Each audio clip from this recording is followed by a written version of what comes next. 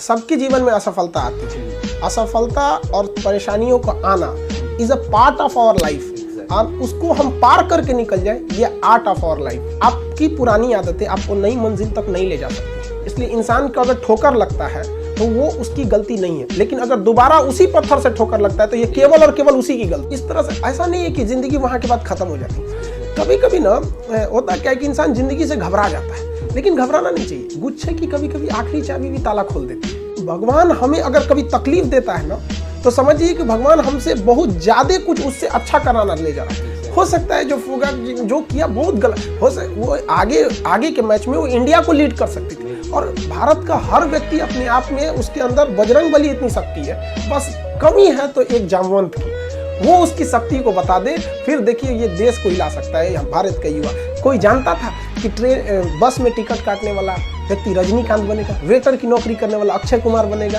कोई नहीं जानता था ना। जिसको खाने को पैसा नहीं था, जिस व्यक्ति को, आज वो अडानी कंपनी का मालिक है। जो साइकिल रिपेयरिंग का काम करता था, कभी पैनासोनिक की कंपनी खड़ा कर दिया। टांगा चलाने वाला आज MDH कंपनी खड़ा कर दिया। तो लोग घबरा जाते हैं, घबराना नहीं चाहिए। धनुष अगर कितना भी अगर पीछे जा रहा है तो मतलब समझिए वो तीर को बहुत आगे ले जाने वाला है।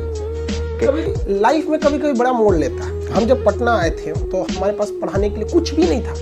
इवन कि हम एक मकान में रहने गए ना, तो उन्होंने मकान दिया। बाद में जब हमने आधार कार्ड दिया तो उन्होंने हमारा मकान खाली कर दिया, कहने कि हम मुस्लिम को नहीं देते।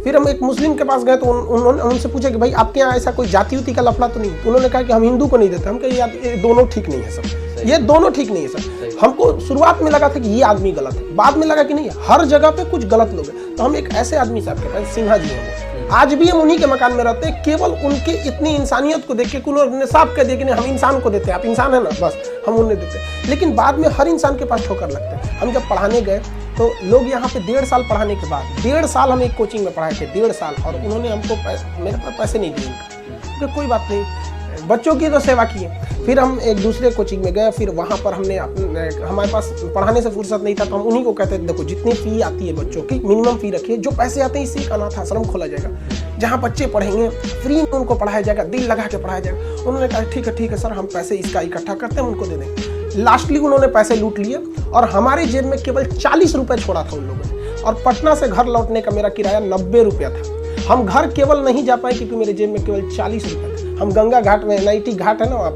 वहाँ बैठ के हम टेंशन में थे वहाँ पे। अब जब हम सोचे कि अब क्या करें यहाँ पे, इतना तक कोई किस तरह इतना क्यों गिर सकता है। हम वापस जब गए तो रूम का दरवाजा बंद हो चुका था, मकान वगैरह। तो हम खटखटाए तो वहाँ से निकले, कहें कि आप क्या हो गया है सर आपको, ये कितने टाइम को आ रहा है? टाइम देखिए तो हमें लगा 10 बज रहा होगा।